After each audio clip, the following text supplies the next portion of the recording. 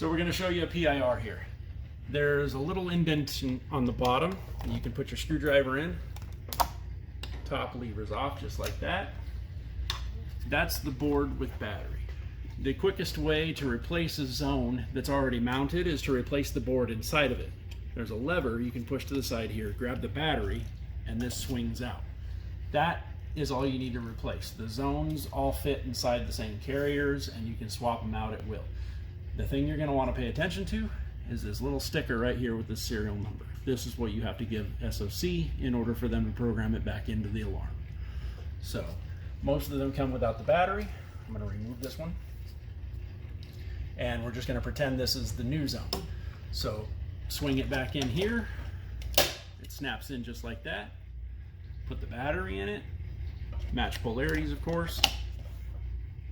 Then we're going to want to hit the reset button right here, this little yellow button.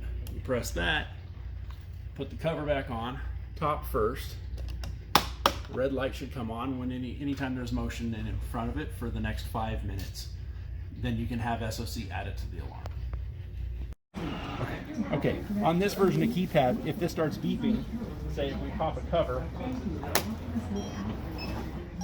it's going to start beeping. Just to stop the annoyance, command 4 is going to be the command to silence it temporarily. It will start beeping if you pop another zone or the same zone again once you put the lid back on.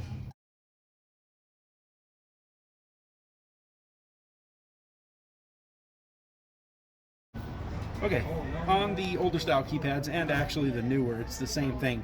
You're going to want to hit menu and then you can use the previous and next or up and down arrows to go to view point status and then press enter. It's going to tell you how many points the store has. This store has 25.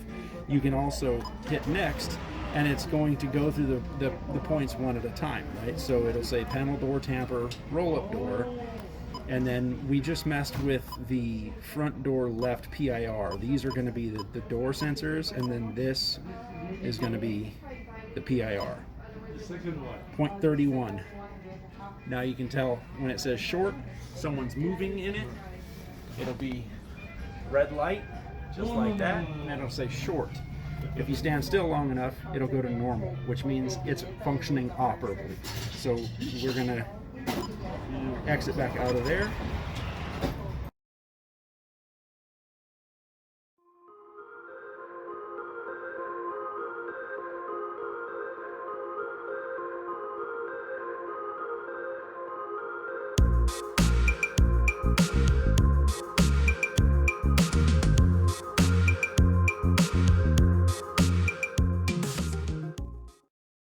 So this is your basic door zone. This is going to be your door contact with magnet.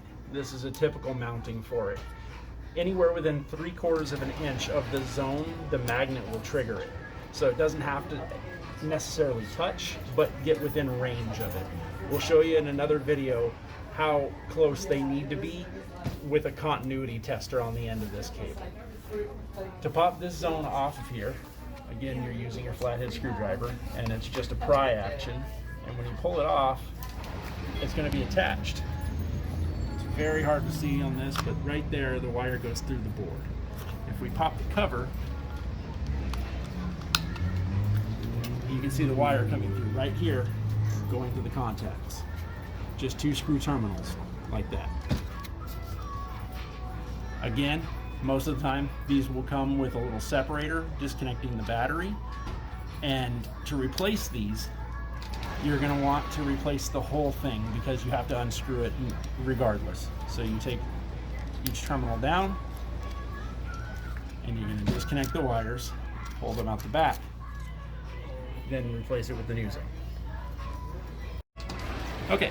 So you take the new zone, again, noting the serial number because that's what SOC is going to want, routing the wires back through the hole.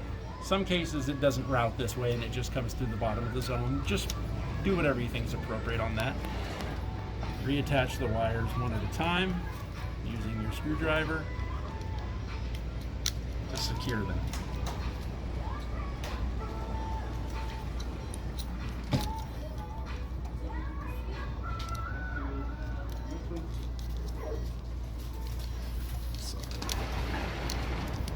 Okay.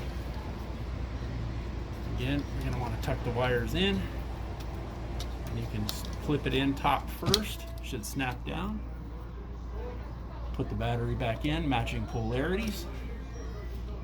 Red light lets you know the battery's in. Then you're going to want to reset the zone, which will flash the battery again. And then finally, snap the lid back on.